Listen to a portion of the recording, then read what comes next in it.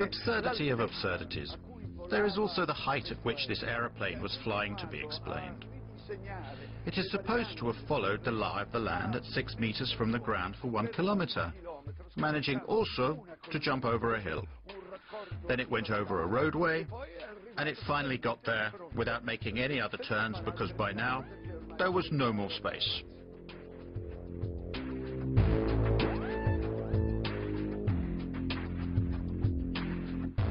They have the airplane, the story has the Flight 77 was going 530 miles an hour, 460 knots, and it can't go that fast on level flight, down that low. They're up high, the true airspeed can go up, and it can go that fast, but not down low. The air is too dense. I challenge any pilot anywhere. Give him a Boeing 757, tell him to do 400 knots 20 feet above the ground for half a mile. Can't do.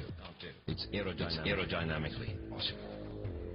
So the story of how the airplane hit the Pentagon just doesn't make any sense at all.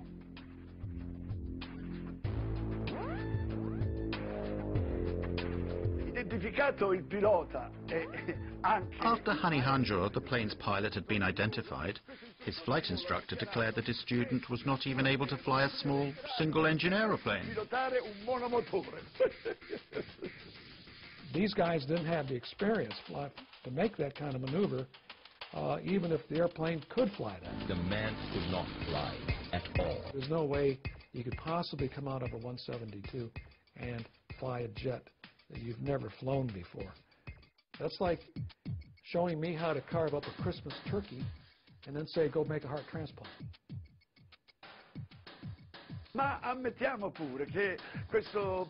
Even if we suppose that such an incompetent pilot had the opportunity to fly a Boeing 757, we still have to ask ourselves how he managed to violate the most heavily protected airspace in the world.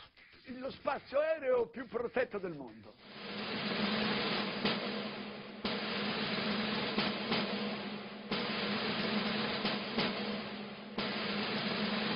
No untracked aircraft get near the Pentagon and near the White House. It just doesn't happen. In Washington, D.C., we have one of the most restricted airspaces in the world. It's called P-56. It has a separate radar tracking system and a separate military response system. P-56 is that restricted airspace that is around the Pentagon and the White House, and it is a highly, highly, highly sensitive area.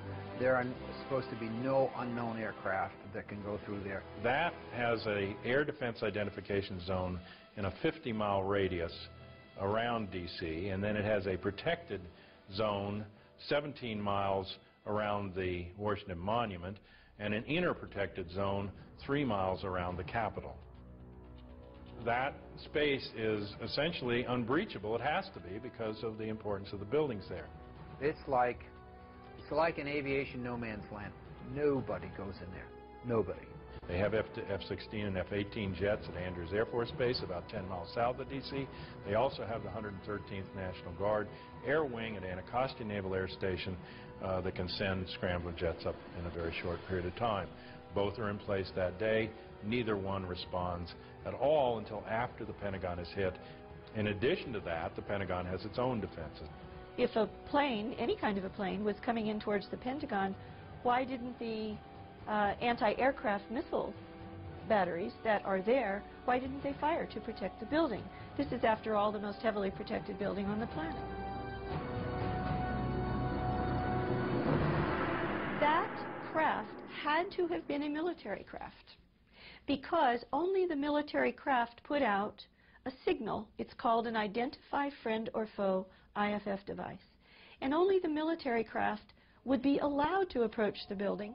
The two radar systems that the military radars, defensive radar systems, read are a civilian transponder and a military transponder. Military transponder is called IFF. Civilian aircraft do not have an IFF transponder. They are not given that capability. Okay? So if there was a 757, American 757, that went into the Pentagon, for example, and it shut off its transponder, it didn't have a military IFF transponder on it. So it was a primary target. It's a primary target going into that airspace. Should have been shot down.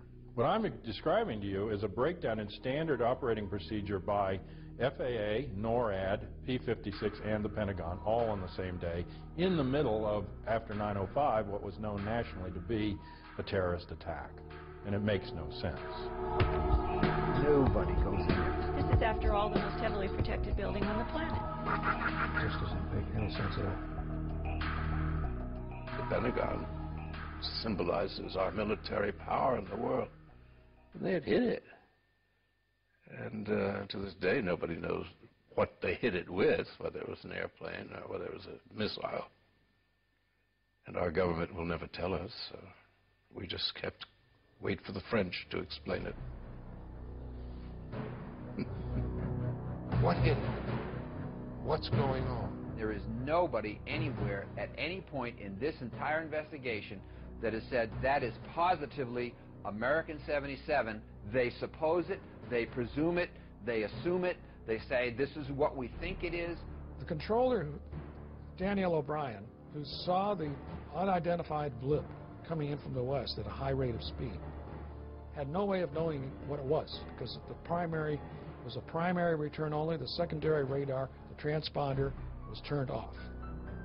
In order to identify a primary radar target, you have to have two-way communications between the pilot and the air traffic controller, and the pilot has to report over a certain geographical location, or you have to be able to tell the pilot in the airplane to make a series of turns.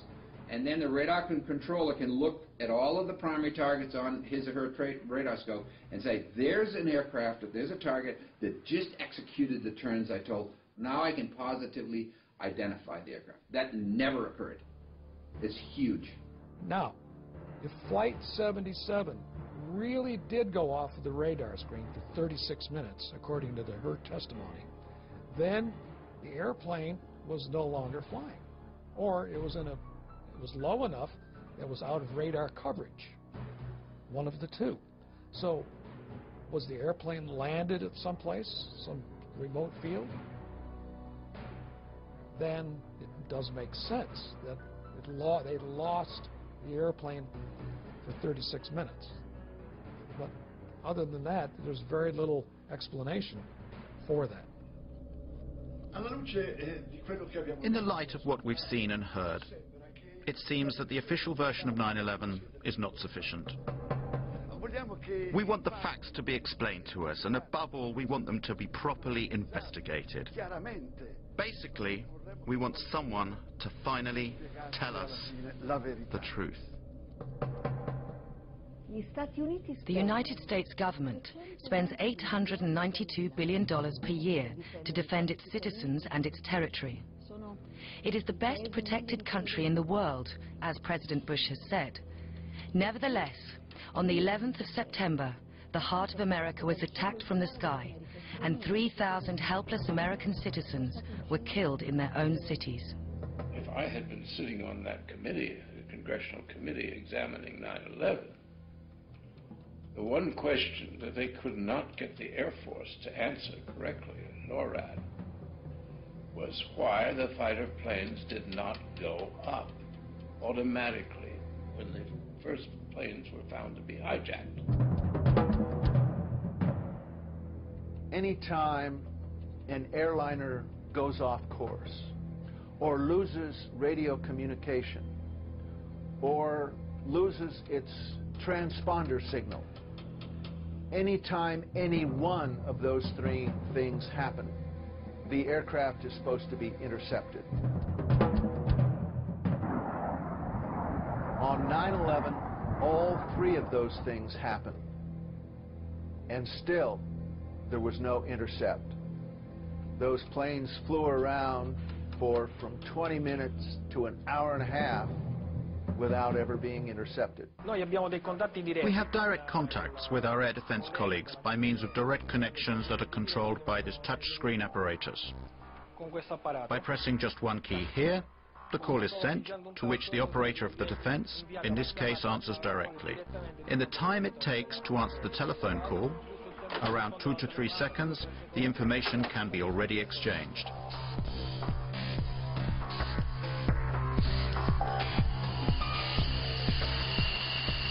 So why weren't the 4 hijacked planes intercepted and shot down? Military jets travel much faster than passenger aircraft. It would have been easy for them to catch up the jet planes before they crashed. This airplane can reach a maximum speed of Mach 2.05.